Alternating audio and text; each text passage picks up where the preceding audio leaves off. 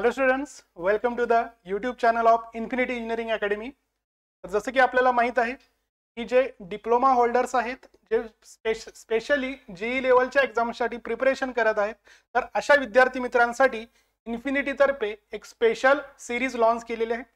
त्या सिरीजमध्ये आपण वेगवेगळ्या पॉइंट्सवर बोलणार आहोत, जसे की वेगवेगळ्या एक्झामचं स्ट्रक्चर काय असेल, एक्झाम स्ट्रक्चर काय असेल, त्याचबरोबर या वेगवेगळ्या एक्झामसाठी प्रिपरेशन करण्यासाठी कोणत्या कोणत्या पुस्तकांचा यूज केला पाहिजे, त्याचबरोबर एक्झामिनेशनचं प्रिपरेशन करत असताना प्रिपरेशन स्ट्रॅटेजी कशी असली पाहिजे। तर हे असे वेगवेगळ्या पॉइंट्सवर आपण बोलणार आहोत। लास्ट एका सेशन मध्ये आपण एक्झाम स्ट्रक्चर बघितले होते, वेगवेगळ्या एक्झामचे एक्झाम स्ट्रक्चर बघितलेले होते। तर आजचा हा जो सेशन आहे, तर हा सेशन बुक लिस्ट काय असली पाहिजे, कोणत्या कोणत्या पुस्तकांचा यूज केला पाहिजे ह्या प्रिपरेशनसाठी, तर त्याच्याशी रिलेटेड हा आजचा व्हिडिओ असणार आहे। चला तर मग आजच्या सेशनला स्टार्ट करूया। तर इथं बघा, एक महत्त्वाचा पॉइंट असा आहे की तुम्ही हे जे काही बुक्स मी आज तुम्हाला या सेशन मध्ये सांगणार आहे, त्यामध्ये दोन पॉइंट्स इम्पॉर्टंट आहेत की काही विद्यार्थी मित्र असे असतील की जस्ट त्यांनी प्रिपरेशन आता स्टार्ट करणार आहेत, किंवा जे ऑलरेडी अजून कॉलेजमध्ये आहेत, थर्ड इयर डिप्लोमाला असतील किंवा डिग्रीमध्ये असतील, आणि ते आता वर्षभर अभ्यास करून मग एक्झाम देणार आहेत। तर असे काही विद्यार्थी मित्र असतील, ओके। तर आणखी एक ग्रुप असेल की ज्यांचा ऑलरेडी स्टडी झालेला आहे, बऱ्याचशा कन्सेप्ट क्लिअर झालेल्या आहेत ऑलरेडी, मुलांच्या काही एक्झाम सुद्धा त्यांनी अटेम्प्ट केलेले आहेत। तर असा एक ग्रुप असेल, तर दोन्ही ग्रुपसाठी कोणते कोणती पुस्तकं यूज करायची आहेत ते आज आपण बघणार आहोत। तर पहिला जो ग्रुप सांगितला की ज्यांनी जस्ट आता सुरुवात केलेल्या अभ्यासाला आणि वर्षभर ते अभ्यास करून मग ते काय करणार आहेत, एक्झामला अटेम्प्ट करणार आहेत, तर अशा स्टुडंटसाठी त्यांनी रेफरन्स बुक जे मी आजच्या लेक्चरमध्ये सांगणार आहेत ते यूज करणं जास्त फायदेशीर असेल।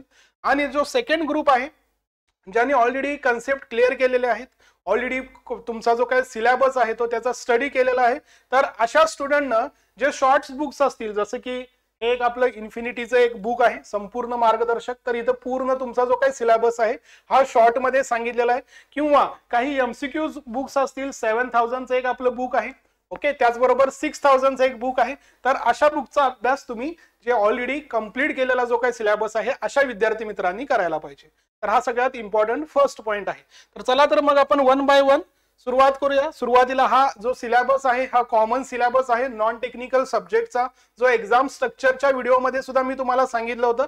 तर यामध्ये प्रामुख्याने जे सब्जेक्ट्स आहेत, तर एक असेल इंग्लिश, सेकंड असेल मराठी, थर्ड असेल तुमचं पूर्णपणे जनरल नॉलेज, त्यामध्ये परत मग चालू घडामोडी असेल, इतिहास असेल, त्यानंतर तुमचा भूगोल असेल, अर्थव्यवस्था असेल, राज्य व्यवस्था असेल आणि पर्यावरण असेल। त्याचबरोबर जो चौथा इम्पॉर्टंट आहे लॉजिकल ॲबिलिटी, ज्याला आपण ॲप्टिट्यूड आणि रिझनिंग असंही म्हणतो। तर नॉन टेक्निकल मध्ये हे टोटल 4 मेन हेड आहेत, ज्याचं वेटेज जे आहे एक्झाम नुसार ते आपण लास्ट एका व्हिडिओमध्ये एक्झाम स्ट्रक्चरचा जो व्हिडिओ आपण घेतलेला आहे त्यामध्ये पूर्णपणे ह्या वेगवेगळ्या एक्झाम मध्ये पर्टिक्युलर सब्जेक्टचं वेटेज काय होतं, मग 10 मार्क्स असेल, 15 मार्क्स असेल, काही एक्झाम मध्ये 20 असेल, बरोबर आहे। तर अशा पद्धतीचं जे वेटेज आहे ऑलरेडी आपण डिस्कस केलेलं आहे। तर आजच्या लेक्चर मध्ये बघा, जे आपले जे इम्पॉर्टंट नॉन टेक्निकल मधले जे इम्पॉर्टंट 2 सब्जेक्ट्स आहेत, एक असेल तुमचा इंग्लिश आणि एक असेल मराठी। तर या दोन्ही सब्जेक्टसाठी तुम्ही बाळासाहेब शिंदे सरांचं हे जे बुक आहे इंग्रजी व्याकरण, त्याच पद्धतीनं मराठीसाठी जे आहे मराठी व्याकरण, ओके, तर हे बुक तुम्ही यूज करणं गरजेचं आहे। यामध्ये तुमचा डिटेल सिलेबस कव्हर होईल मराठी आणि इंग्लिशचा। त्याचबरोबर आपल्याला चालू घडामोडी जनरल नॉलेज मधला एक आणखी एक इम्पॉर्टंट पॉइंट आहे चालू घडामोडी, करंट अफेअर्स जसं म्हणतो। तर यासाठी तुम्ही ज्या एक्झामसाठी प्रिपेअर करत आहात तिथलं जे काही करंट इयर असेल, लास्ट इयर आणि करंट इयर, तर त्यामध्ये ज्या काही चालू घडामोडी असतील त्याचा अभ्यास करणं गरजेचं आहे। तर त्यासाठी बघा, मी इथं तुम्हाला 2 ऑप्शन दिलेले आहेत। एक तर हे अभिनव इयर बुक असेल तुम्हाला कम्प्लिटली 2020चं हे नवीन जे आहे, ओके, हे एक बुक आहेच आपल्याजवळ, ओके। त्याचबरोबर 2022, ओके, आणि त्याचबरोबर इन्फिनिटी अकॅडमीचं एक मंथली मॅगझिन मिळतं चालू घडामोडीचं, जसं की आता हे एप्रिलचं असेल, फेब्रुवारीचं असेल, मार्च असेल, मंथली मॅगझिन एक मिळतं, तर ते तुम्ही यूज करायला पाहिजे चालू घडामोडीसाठी। चालू घडामोडीचा जो पार्ट आहे हा वेगवेगळ्या एक्झामसाठी इम्पॉर्टंट आहे, ओके, तर हा सुद्धा एक इम्पॉर्टंट हेड आहे। त्यानंतर जीके, जर तुम्ही याचं वेटेज बघितलं असेल तर जनरल नॉलेज मध्ये बरेचसे सब्जेक्ट्स होते, आता सुद्धा मी तुम्हाला सांगितलं की इतिहास असेल, भूगोल असेल, राज्य व्यवस्था असेल, पर्यावरण असेल, ओके, अर्थव्यवस्था असेल। तर जे स्पेशली जेई लेवलच्या एक्झामसाठी जे प्रिपरेशन करत आहात, तर हे जनरल नॉलेजचं वेटेज थोडंसं कमी आहे। म्हणजे सपोज तुम्हाला मराठी 20 मार्क्सला असेल, इंग्लिश 20 मार्क्सला असेल, तर हे पूर्ण जे सब्जेक्ट्स आहेत जनरल नॉलेज मधले हे सगळे मिळून तुम्हाला 20 मार्क्स लागतात, बरोबर आहे. मग ह्यामध्ये जनरल नॉलेज मध्ये परत 4 ते 5 सब्जेक्ट्स आहेत. म्हणजे एका सब्जेक्टचं जर वेटेज बघितलं तर हे येईल तुमचं 4 मार्क्स, अराउंड 3 to 4. तर यासाठी शॉर्ट स्टडी करण्यासाठी तुम्ही हा जो काही फेमस आहे जनरल स्टडीसाठी तात्यांचा ठोकळा हा तुम्ही यूज करणं गरजेचं आहे. तसंच आपलं इन्फिनिटी अकॅडमीचं एक लवकरच एक बुक लॉन्च होत आहे, तर ते स्पेशली या GS पार्टसाठी असेल. तेही तुम्हाला आल्यानंतर टेलिग्रामवर तुम्हाला त्याचे अपडेट्स मिळतील. ओके, तर ते तुम्ही ह्या जनरल नॉलेजसाठी यूज करणं गरजेचं आहे. त्यानंतर जो आपला ऍप्टिट्यूडचा पार्ट आहे, ओके, ऍप्टिट्यूड मध्ये मग तुमचं मॅथ्स येतं, बरोबर आहे, मॅथच्या काही कन्सेप्ट येतात, त्याचबरोबर रिझनिंगचा काही पार्ट येतो. ओके, तर जो मॅथचा म्हणजे त्याला आपण क्वांटिटेटिव्ह ऍप्टिट्यूड असं म्हणतो, आणि आणखी एक आहे रिझनिंग, त्यासाठी हे. तर हे स्पेशली ऍप्टिट्यूड फक्त क्वांटिटी ऍप्टिट्यूड साठी RS अग्रवाल यांचं एक बुक आहे, आणि तसंच रिझनिंग साठी RS अग्रवाल यांचंही एक बुक आहे. तर हे दोन बुक्स आहेत, ते हायर लेवलसाठी. आता आजकाल जर तुम्ही एक्झामचा ट्रेंड बघितला असेल, for example MHADA exam recently झालेली आहे, त्यामधले जर तुम्ही क्वेश्चन जर बघितले असतील किंवा काही जणांनी ही एक्झाम अटेंड पण केली असेल, तर हे जे काय ऍप्टिट्यूडची जी लेवल होती थोडीशी हायर होती. त्याचबरोबर जो आता करंट JR निघालेला आहे की तुमच्या ज्या काही डायरेक्ट रिक्रुटमेंट आहेत त्या TCS असेल, IBPS असेल किंवा MKCL असेल, ह्या 3 जे काय एक्झाम बॉडी असणार आहेत हे कंडक्ट करणार आहेत. तर तुम्ही जर प्रिव्हियस इयर क्वेश्चन बघितले तर त्या केसमध्ये ऍप्टिट्यूडची जी लेवल आहे थोडीशी हायर आहे. तर ह्या हायर लेवलसाठी तुम्ही हे बुक यूज केलं तरी चालेल. इंग्लिश मीडियमचं हे बुक आहे. त्याच पद्धतीने तुम्हाला सपोज मराठी मीडियम मध्ये पाहिजे असतील तर आणखी 2 बुक्स इथं इम्पॉर्टंट आहेत. एक असेल पंढरीनाथ राणे यांचं, ते असेल संपूर्ण गणित, म्हणजे ज्याला आपण क्वांटिटेटिव्ह ऍप्टिट्यूड जसं मगाशी म्हटलं सेम तसंच. यामध्ये काय असणार आहे, जे मॅथ्सशी रिलेटेड जे टॉपिक्स असतील, प्रॉफिट लॉस असेल, अवरेज असेल, स्पीड असेल, टाइम अँड वर्क असेल, तर अशा टाईपचे नंबर सिस्टीम असेल, अशा टाईपचे जे तुमचे चॅप्टर्स आहेत ते इथून कव्हर होतील. आणि रिझनिंगशी रिलेटेड म्हणजे बुद्धिमत्ता चाचणीचे जे कॅलेंडरचे, ब्लड रिलेशनचे, क्लॉकचे असे जे काही टॉपिक्स आहेत हे तुमचे बुद्धिमापन चाचणी हे जे आहे अनिल अंकलगी, तर हे बुक तुम्ही इथं यूज केलं तरी चालेल. ओके, त्यानंतर बघा आता जो नेक्स्ट आपला पार्ट आहे टेक्निकलचा, तर आपण बघितलं होतं एक्झाम स्ट्रक्चर मध्ये जे कॉमन 18 सब्जेक्ट्स होते आपले सिव्हिल इंजिनिअरिंगचे, तर त्या कॉमन 18 सब्जेक्ट बद्दल आपण बोलणार आहोत 1 by 1. तर परत एकदा सांगतो, हे सगळे रेफरन्स बुक्स आहेत जे पूर्ण 1 इयर साठी स्टडी करणार आहात आजपासून. जे फ्रेशर स्टुडंट आहेत किंवा जे अजून ऑलरेडी कॉलेजमध्ये शिकत आहात, तर अशा स्टुडंटना हे बुक्स रेफर करा. त्यांचा ऑलरेडी स्टडी झालेला आहे, कन्सेप्ट क्लिअर झालेले आहेत, जे आता अगदी 2-3 महिन्यामध्ये एक्झाम देणार आहेत. ज्या येणाऱ्या ऍड, जसं की आताच रिसेंटली न्यूजपेपरमध्ये एक PMC ची ऍड आलेली आहे बघा, PMC साठी लवकरच एक्झाम होईल JEE पोस्ट साठी.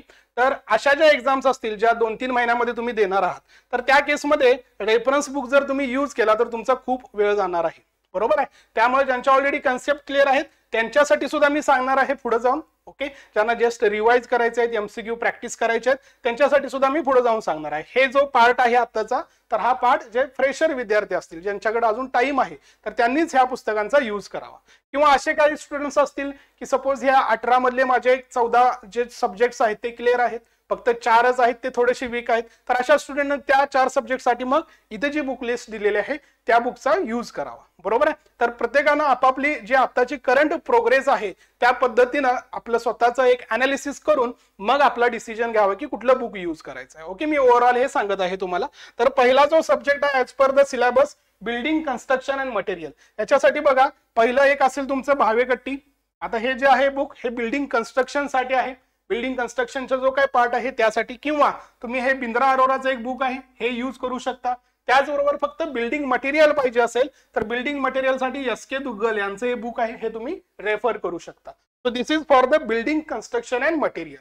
दोन्ही सब्जेक्ट तुमचे ह्या बुक्स मधून कव्हर होतील. त्यानंतर जो नेक्स्ट पार्ट आहे इंजिनिअरिंग मेकॅनिक्स. आता ह्याचं जर वेटेज बघितलं प्रिव्हियस इयरच्या एक्झाम मध्ये थोडंसं कमी आहे. या इंजिनिअरिंग मेकॅनिक्स ज्याला आपण APM असंही म्हणतो, थोडंसं वेटेज कमी आहे. बट तुमचे स्ट्रक्चरचे जे सब्जेक्ट्स आहेत, सॉम असेल आणि त्याच्या पुढचे मग तुमचे टॉस असेल, SA असेल, RCC असेल, स्टील असेल, तर ह्याचा जो बेस आहे हा सॉम आहे. आणि सॉमचा सुद्धा बेस काय आहे तुमचा, हा अप्लाइड मेकॅनिक्स किंवा इंजिनिअरिंग मेकॅनिक्स आहे. तर ह्यासाठी तुम्ही जरी वेटेज जरी कमी असेल तर भावेकट्टी यांचं हे एक बुक जरी रेफर केलं तरी सफिशियंट आहे इंजिनिअरिंग मेकॅनिक्स साठी. ओके, त्यानंतर स्ट्रेंथ ऑफ मटेरियल हा जो सब्जेक्ट आहे हा खूप इम्पॉर्टंट आहे. याच्यावर तुमचे स्ट्रक्चरचे सगळे सब्जेक्ट जे आहेत ते डिपेंड आहेत. तर याच्यासाठी तुम्हाला मी 3 चॉईसेस दिलेले आहेत. एक आहे आर.के. बन्सल यांचं बुक आहे. त्यानंतर अगदीच डिटेल जायचं असेल, तुम्हाला खूपच डिटेल स्टडी करायचं असेल, एखाद्याचा इंटरेस्ट असेल, तर हे आहे तुमचं यस रामामृतम यांचं बुक आहे, किंवा पुनम्या यांचं सुद्धा एक बुक आहे मेकॅनिक्स ऑफ मटेरियल नावाचं. Okay, mechanics of material. तर असे हे 3 ऑप्शन्स दिलेले आहेत स्ट्रेंथ ऑफ मटेरियल साठी. त्यानंतर थेअरी ऑफ स्ट्रक्चर. आता थेअरी ऑफ स्ट्रक्चर मध्ये सिलेबस मध्ये जर तुम्ही बघितलं तर थेअरी ऑफ स्ट्रक्चर एक पार्ट असतो आणि स्ट्रक्चरल अनालिसिस एक पार्ट असतो. तर मोस्ट ऑफ दी बुक्स मध्ये हे जे दोन्ही पार्ट आहेत ते सिंगल बुक मध्येच कव्हर होतात मॅक्झिमम बुक्स मध्ये.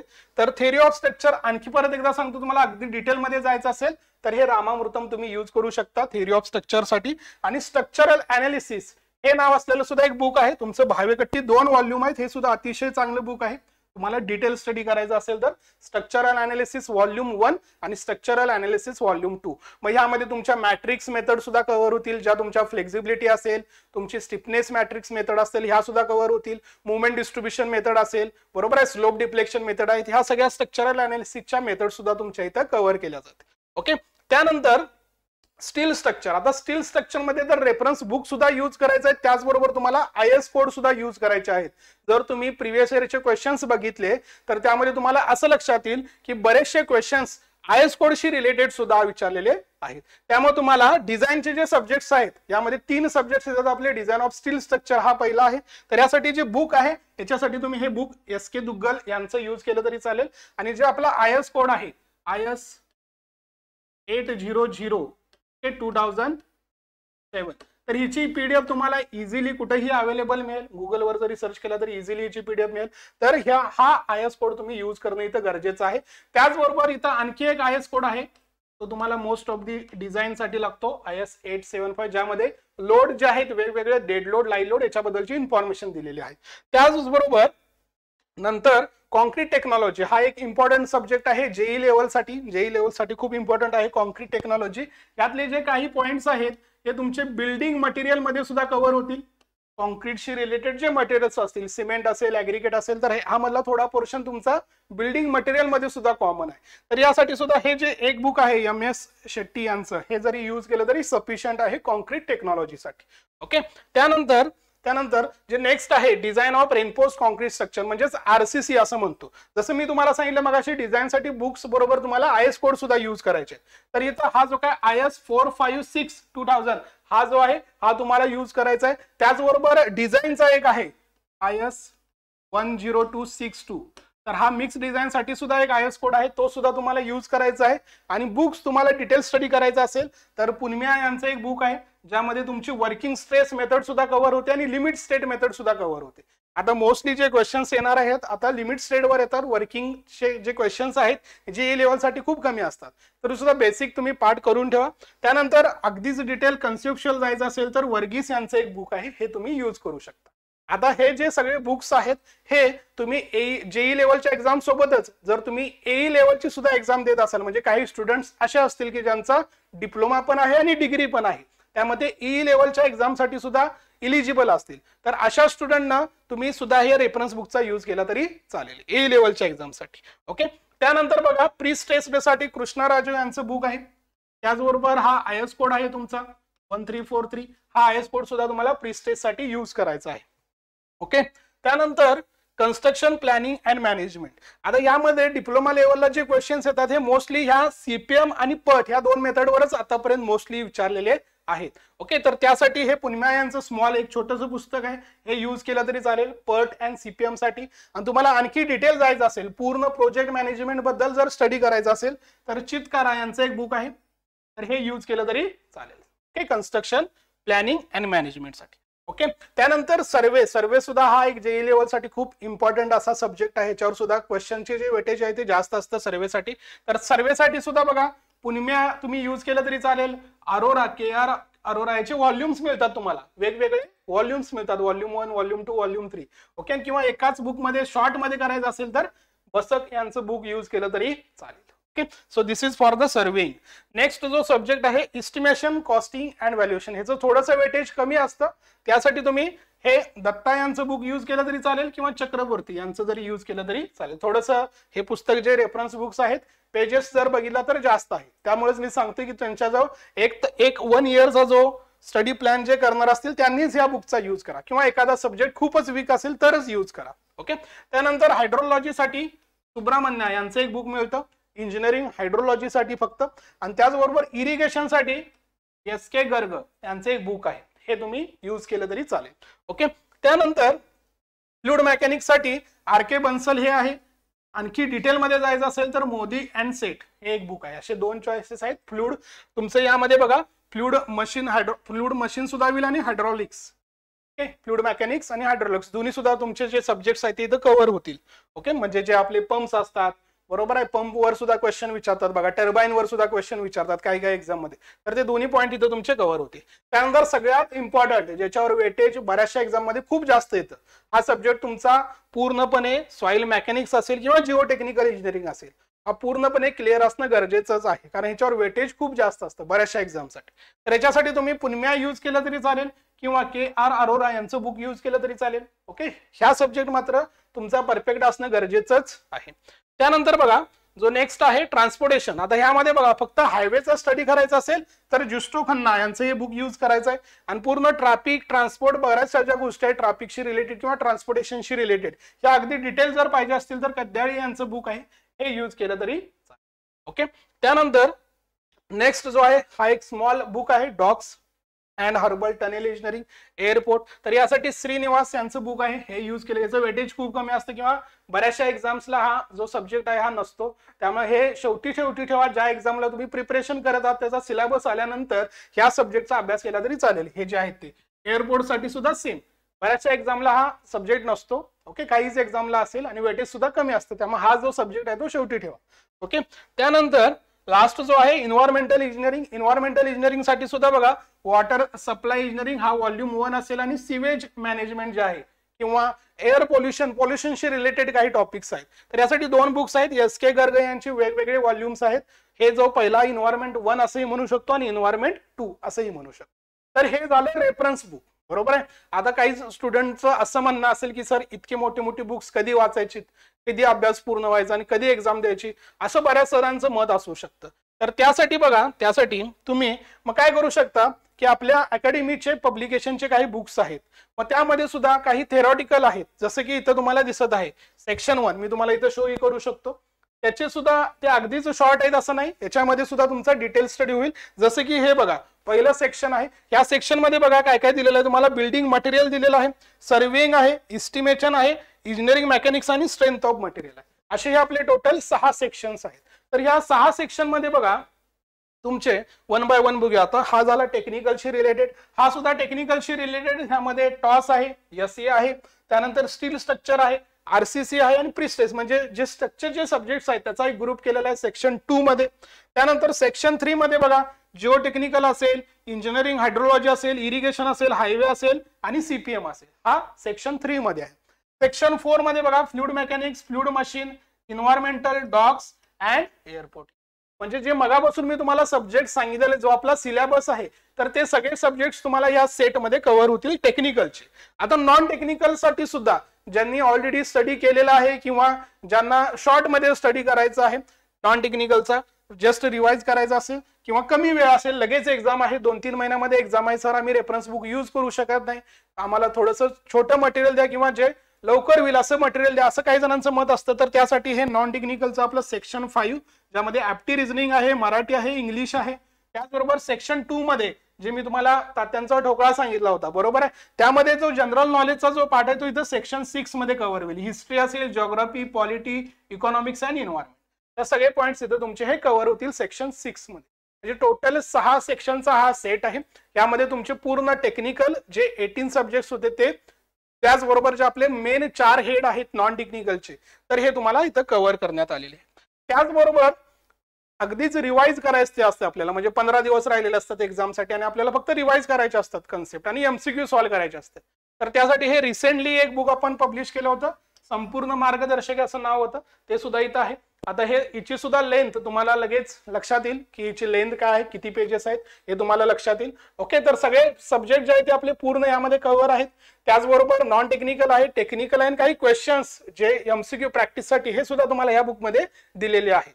तर ज्यांचा ऑलरेडी स्टडी झालेला आहे किंवा एक्झामच्या अगदी 15 दिवस आधी किंवा 20 दिवस आधी ज्यांना जस्ट कन्सेप्ट रिवाइज करायचे असतात तर त्या केसमध्ये तुम्ही अशा पद्धतीचे हँडबुक सुद्धा म्हणू शकतो आपण याला, किंवा संपूर्ण मार्गदर्शक असं नाव आहे, तर अशा पद्धतीचे बुक्स तुम्ही यूज केला तरी चालेल. ओके, त्याचबरोबर आता हे झालं सगळं थेरॉटिकल पार्ट. आता सगळ्यात इम्पॉर्टंट पॉइंट येतो की एमसीक्यू प्रॅक्टिस. कारण आतापर्यंत जे नवीन स्टुडंट आहेत, फ्रेश जे कॉलेजमध्ये आता शिकत आहेत, तर तिथं जे आपली मेथड असते एक्झामची तर ती पूर्ण कन्व्हेन्शनल असते, जिथं तुम्हाला क्वेश्चन विचारले जातात आणि ते तुम्हाला पॅरेग्राफच्या फॉर्म मध्ये लिहायचे असतात किंवा न्यूमरिकल्स एक्झाम्पल सॉल्व्ह करायचे असतात. बट कॉम्पिटेटिव्ह एक्झाम जे आहेत आणि मोस्टली 90% पेक्षा पण जास्त जे आहेत तिथं एमसीक्यू पॅटर्न यूज केला जातो.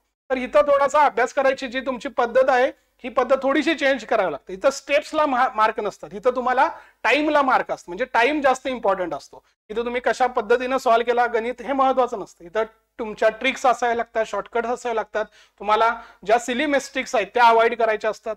तर त्यासाठी प्रॅक्टिस खूप इम्पॉर्टंट असते. तर प्रॅक्टिससाठी तुम्ही एमसीक्यू सॉल्व्ह केलेच पाहिजेत. मग ते तुम्ही कोणत्याही बुकचे करा, बरोबर आहे, बट प्रॅक्टिस ही महत्वाची आहे. ही एमसीक्यू प्रॅक्टिस असेल, टेस्ट सिरीज असेल तर ह्याला तुम्ही भर द्या.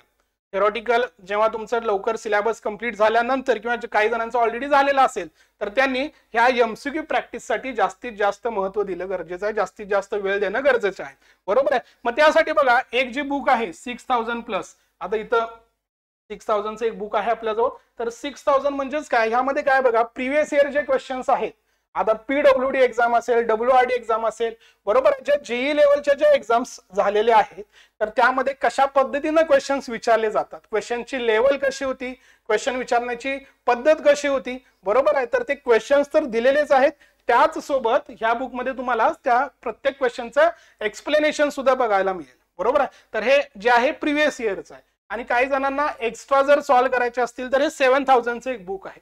तर ह्या 7000 मध्ये तुम्हाला काही प्रॅक्टिस एमसीक्यूज दिलेले आहेत ह्या 7000 मध्ये, बरोबर. यामध्ये प्रिव्हियस इयर क्वेश्चन साठी हे आहे आणि एक्स्ट्रा प्रॅक्टिस साठी हे आहे. तर अशा पद्धतीचं हे एमसीक्यूशी रिलेटेड हे बुक्स आपल्याजवळ आहेत. ओके, तर आजच्या ह्या सेशन मध्ये आपण पहिल्यांदा बघितले की रेफरन्स बुक कोणते यूज करायला पाहिजेत, बरोबर आहे. ज्यांनी न्यूली जे स्टुडंट असतील, फ्रेश स्टुडंट आहे, ज्यांच्याजवळ 1 इयरचा स्टडी प्लॅन करायचा आहे आणि मग ते एक्झाम देणार आहेत, तर त्यासाठी रेफरन्स बुक्स सांगितलेले आहेत. हे सोडून सुद्धा आणखी काही असतील बुक्स, हेच यूज करावे असं नाहीत, पण ही जे काही बुकची लिस्ट जी मी तुम्हाला आज सांगितलेली आहे तर ही जे आपले एक्सपर्ट फॅकल्टी असतील, जे ऑलरेडी पोस्ट होल्डर असतील, मग एई लेवल मध्ये असतील किंवा जेई लेवल मध्ये असतील, तर अशी जी आमची टीम आहे तर ह्या टीमचं मार्गदर्शन घेऊन ही बुक लिस्ट सांगितलेली आहे. आणखी सुद्धा आहेत, हेच यूज करायला पाहिजे, पण हे एक स्टँडर्ड बुक्स आहेत. यामध्ये पूर्ण सिलेबस जो आहे तो तुमचा कव्हर केलेला आहे, लँग्वेज सुद्धा खूप चांगली आहे, हे जे काही रेफरन्स बुक सांगितलेले आहेत ते. त्यामुळे तुमच्याजवळ जर दुसरं कुठलं ऑलरेडी बुक असेल, ऑलरेडी तुमच्याजवळ एक दुसरं पब्लिकेशनचं बुक असेल तर ते यूज केला तरी चालेल, बरोबर आहे. ही जी लिस्ट आहे एक स्टँडर्ड लिस्ट आहे. मग तुमच्याजवळ एखाद्या सब्जेक्टचं ऑलरेडी असेल, फॉर एक्झाम्पल जिओटेक साठी गोपाल रंजन ऑलरेडी तुमच्याजवळ असेल तर त्यामध्ये सुद्धा सिलेबस कव्हर होतो. हे फक्त ज्यांच्याजवळ आता ऑलरेडी बुक्स नाही आहेत किंवा कुठले वापरायचे कन्फ्युजन आहे तर त्यांच्यासाठी ही माहिती सांगितलेली आहे. तर आजचं हे लेक्चर आपलं जे काही व्हिडिओ सेशन होता हा अटेंड केल्याबद्दल सर्वांचं धन्यवाद. अजूनही कोणी आमच्या युट्यूब चॅनलला सबस्क्राईब केलं नसेल तर त्यांनी आत्ताच करावं. नवनवीन माहिती तुम्हाला जी लेवलच्या एक्झामसाठी असेल, ई लेवलच्या एक्झामसाठी तुम्हाला ह्या प्लॅटफॉर्मवर मिळत जाईल. तर परत एकदा भेटू विद्यार्थी मित्रांनो अशाच एका विषयासोबत, जी लेवलच्या एक्झामशी रिलेटेड, प्रिपरेशनशी रिलेटेड. आणखी एकदा परत एकदा भेटू आपल्याला पुढे जाऊन प्रिपरेशन कसं करायचं. आता ही जी बुक सांगितली तर ह्या बुकचा यूज एक्झॅक्टली कसा करायचा आहे, त्याचबरोबर स्टडी प्लॅन कसा करायचा आहे, कुठले सब्जेक्ट कधी करायचे आहेत, सुरुवातीला कुठले करायचे आहेत, शेवटी कुठले करायचे आहेत, तर हा डिटेल स्टडी प्लॅन आपल्याला अपकमिंग व्हिडिओ सेशन मध्ये बघायचा आहे. Okay, so thank you so much for attending this video session. Thank you.